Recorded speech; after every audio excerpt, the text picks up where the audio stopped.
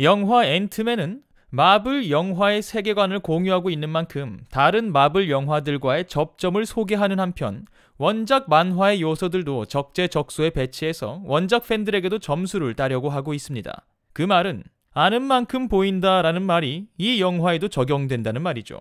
그래서 준비한 전재 이순국의 앤트맨 관련 영상 3부작의 마지막, 앤트맨에 뿌려진 떡밥 혹은 이스터 에그들을 살펴보며 맞이하도록 하겠습니다. 직접 알아챈 건 하나도 없고 해외 사이트들을 돌아다니면서 알게 된 사실을 정리했을 뿐인 앤트맨, 친구들에게 자랑하기 딱 좋은 영상 시작합니다.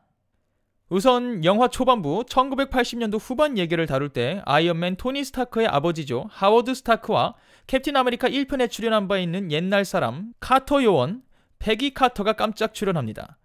카터 요원의 경우 현재 TV 시리즈로도 이야기가 흐르고 있는 만큼 앞으로 나올 영화들에도 얼굴을 비추게 될지 기대가 됩니다.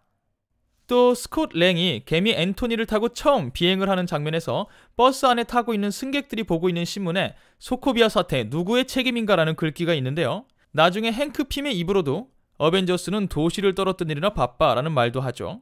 이는 이 전 영화 어벤져스 에이즈 오브 울트론의 사건에 대한 언급인데요. 어벤져스가 울트론과 싸우는 과정에서 사람들은 다 구하지만 어쩔 수 없이 하늘로 날아올랐다가 추락하는 도시 하나를 파괴하는데요. 사건의 스케일이 스케일인 만큼 앤트맨의 사건이 진행되고 있는 그 시점에서 많은 말들이 오가고 있는 것 같습니다. 사회적으로. 그리고 이와 관련해서 캡틴 아메리카 3의 주요 쟁점이 되는 초인 등록법이 발의되는 사회적 분위기가 만들어질 것으로 예상되고 있습니다. 이 이야기는 앤트맨의 엔딩 크레딧으로도 이어지는데요. 엔딩 크레딧이 다 올라간 다음 우리 눈에는 버키, 다른 이름은 윈터 솔저와 그를 바라보는 팔콘, 그리고 캡틴 아메리카가 나오는 장면을 보게 됩니다. 이 장면은 실제 캡틴 아메리카 3의 촬영분을 사용했다고 하는데요. 다른 앵글, 또 다른 테이크가 사용될 수는 있지만 이 장면은 실제 영화에 삽입될 부분이 맞다고 합니다. 또 이 장면에서 팔콘과 캡틴 아메리카가 협의안 때문에 아이언맨인 토니 스타크를 부를 수 없다 이런 말을 하는데요. 이 협의안의 내용은 뭘까요? 아이언맨과 캡틴 아메리카는 같이 일을 할 수 없게 된 걸까요? 캡틴 아메리카 3편 시빌 워의 내용은 영웅들을 효과적으로 통제하기 위한 초인 등록법을 두고 찬성파와 반대파로 나뉘어서 히어로들이 갈등을 빚는 내용이 될 것으로 보이는데요. 그와 관련된 이야기로 보입니다. 또 엔딩 크레딧 중간 부분에서 딸에게 개발 중이던 수트를 소개해주는 행크의 모습을 통해서 호프가 엄마에 이어서 2대 와스프로 활동할 것임이 암시됩니다.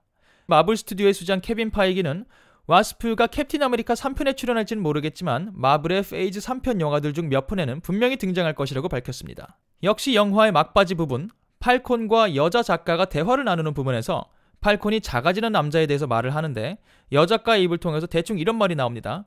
점프하는 사람도 있고 날아다니는 사람도 있고 벽을 기어오르는 사람도 있는데 내가 뭐가 놀라겠어요? 뭐 이런 말이 있어요. 한글 자막으로는 정확히 어땠는지 기억이 안 나요. 아무튼 이 대사에 쓰인 영어 표현은 마블의 영웅 스파이더맨에게 딱 어울리는 표현인데요. 스파이더맨의 마블 영화 세계관 참여가 공식적으로 확정되었기 때문에 그의 등장에 대한 떡밥이 아니겠느냐라는 추측이 많았습니다. 계속 등장하는 마블의 수장 케빈 파이기는 이 대사가 스파이더맨 합류 훨씬 전에 쓰였기 때문에 단지 우연의 일치일 뿐이라고 주장했지만 앤트맨의 감독인 페이턴 리드는 한 매체와의 인터뷰를 통해서 이 장면은 스파이더맨을 암시한 것이 맞다고 간접적으로 인정을 한 바 있습니다. 마지막 영화와 관련된 가장 놀라운 떡밥 중에 하나일 것 같은데요. 우리는 영화 중간에 앤트맨이었던 행크와 함께 와스프로 활동하던 그의 아내 자넷이 분자보다 작아지면서 들어가게 됐던 양자 세계에 앤트맨인 스콧 랭도 들어가는 걸 보게 되는데요.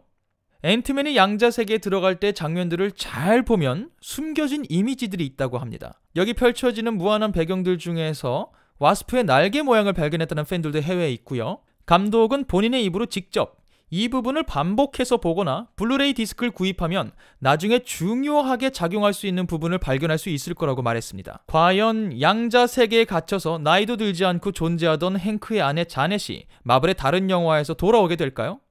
아니면 역시 데뷔를 앞두고 있는 마블의 새로운 히어로 닥터 스트레인지의 영화와 이어지기 위한 초석일까요? 다소 뜬금없어 보였던 양자 세계라는 공간, 앞으로 중요하게 기억하셔야 될 곳 같습니다. 그리고 조금 작은 거긴 하지만 영화 중후반 미첼 카슨 요원을 앞세운 히드라 조직과 또 다른 몇몇 고객들이 옐로우 자켓 시연회에 참가하게 되는데요.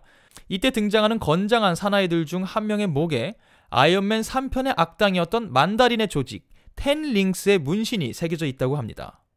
오, 이건 또 어디로 이어지는 내용일까요? 지켜봐야겠죠.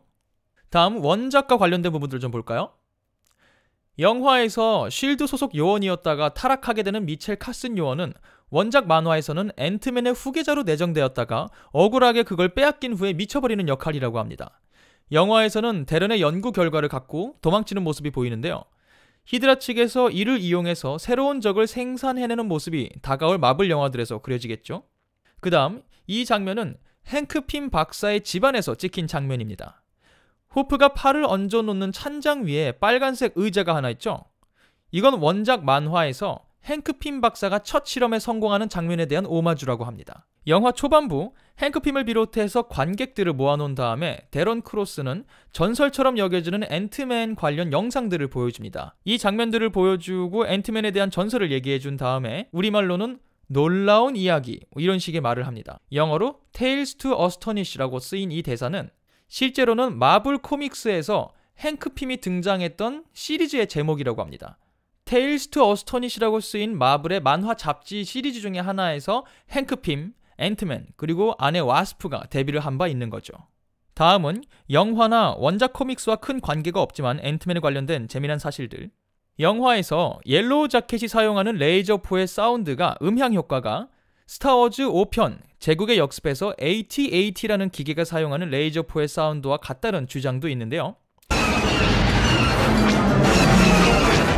두 영화의 음향을 담당한 스튜디오가 동일한 곳이라고 합니다. 이 스튜디오는 종종 갖고 있는 음향을 재활용하곤 한다고 하니까 신빙성이 굉장히 있는 것 같아요.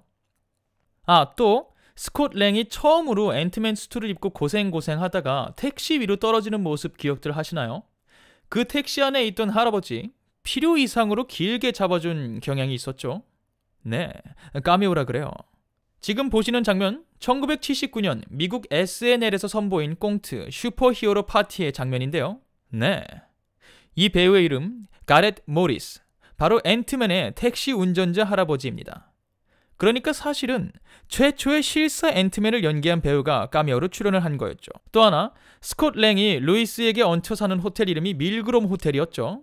역시 이름이 필요 이상으로 명확하게 보였죠. 자막까지 사용해서 말이죠. 네, 이 이름은 마블과 오래도록 함께 일한 작가이자 에디터였던 알 밀그롬의 이름에서 따온 거라고 합니다. 그리고 또 하나, 현재 마블 스튜디오는 전 세계 어린이들의 친구 디즈니에 소속되어 있습니다. 그래서인지 지난 어벤져스 에이지 오브 울트론에서는 디즈니의 작품 피노키오의 주제가가 울트론에 의해서 음산하게 비춰진 바 있는데요. 이번 영화에서 스콧의 말을 듣지 않고 불안불안하게 잠입을 시도하던 우리 남생 형님 루이스가 잠입할 때 불던 휘파람의 멜로디는 디즈니랜드의 유명한 놀이기구 It's a Small World의 주제곡이라고 합니다. It's a world of laughter, a world of tears. It's a world of hopes and a world of fear. 우리나라에선 다른 노래로 또 유명하죠. 있잖아 내가. 여기까지. 영화 막바지 경비원들과 격투를 벌이는 앤트맨의 모습은 이 영화의 원래 감독이었던 에드가 라이트가 영화 관계자들에게 보여주기 위해서 만들었던 데모 버전 영상의 구성을 그대로 활용해서 만들었습니다. 마블의 그분 스탠리 옹은 이번 영화도 역시 카메오로 출연을 하셨습니다. 영화 마지막 루이스의 인용구 주저리 씬에서 바텐더 할아버지로 등장하신 바 있죠. 지금 보시는 장면은 인크레더블 헐크에 등장하는 장면입니다. 헐크의 피가 음료수 공장에서 어딘가로 빠져들어가고 그 음료수들이 전 세계로 팔려나가면서 여기저기 들어가는 장면을 보여주는 건데요. 마블의 그분 스탠리 옹이 또 카메오로 출연하시고요. 이 음료수가 스콧 랭이 베스킨라빈스에서 잘린 다음 길거리를 방황하고 있을 때 벽면에서 광고되고 있는 걸 볼 수 있습니다. 자기네끼리 깨알같이 세계관을 합치고 있는 거죠. 마지막으로 베스킨라빈스 살펴보도록 하죠. 스콧 랭이 베스킨라빈스에서 아르바이트를 하고 있을 때 달고 있는 이름표에 잭이라고 적혀 있습니다. 그리고 진상 손님을 상대하던 스콧을 매니저가 부르니까 스콧은 옆에 있는 동료에게 다비, 이 바보 좀 맡아줘 라고 하는데 동료 이름이 다비였던 것 같죠? 스콧 랭을 연기한 폴 러드의 두 아이 이름이 잭 그리고 다비라고 합니다. 역시 깨알같은 카메오 출연, 이름 출연. 이렇게 주목할 만한 앤트맨의 떡밥 혹은 이스터 에그들을 살펴보았습니다. 저는 이걸 전부 다 해외 사이트를 보다가 알게 된 건데 그냥 영화를 보다 알아챈 분이 있다면 그대는 진정한 마블의 전문가입니다. 그대의 식견과 전문성에 박수를 드리며 이제 사회로 나와 친구들과도 사교적인 생활을 하시길 권장드립니다. 이 영상이 여러분에게 도움이 됐길 바라면서 그리고 앤트맨 관련 마지막 영상이니까 이 말은 꼭 해야 되겠네요. 여러분 착하게 사세요. 언제 어디서든 베스킨라빈스는 모든 걸 알고 있으니까요. 지금까지 저는 천재 이승국이었습니다. 다음번 다른 영상으로 다시 찾아뵙도록 하죠. 감사합니다.